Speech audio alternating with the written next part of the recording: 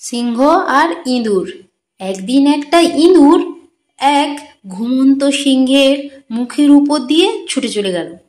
সিংহের ঘুম ভেঙে গেল আর সে ভীষণ রেগে খপ করে ইঁদুরটাকে ধরে ফেলল। মুঠোর মধ্যে সে এবার ইঁদুরটাকে পিষে মেরে ফেলবে।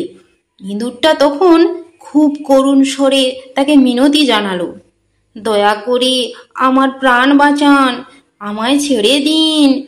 কোনো একদিন আমি ঠিক আপনার এই দয়ার প্রতিদান দেব। সিংহ হেসে উঠল, তাকে ছেড়ে দিল। এর কয়েকদিন বাদেই সেই সিংহ একদল শিকারীর হাতে ধরা পড়ে গেল।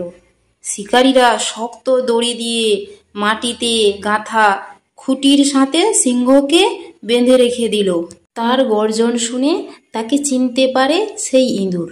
তখন সিংহের কাছে এসে সে হাজির হলো আর কুটকুট করে তার ধারালো দাঁত দিয়ে সেই ইঁদুর সিংহের দড়ি কেটে তাকে মুক্ত করে দিল।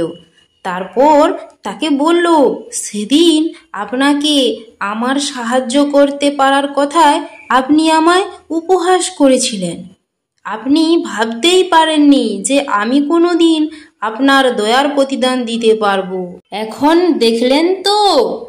তো বন্ধুরা, তোমাদের যদি ভিডিওটি ভালো লেগে থাকে তাহলে তোমরা চ্যানেলটি সাবস্ক্রাইব করে রাখো এরকম আরো নতুন নতুন গল্পের ভিডিও পেতে।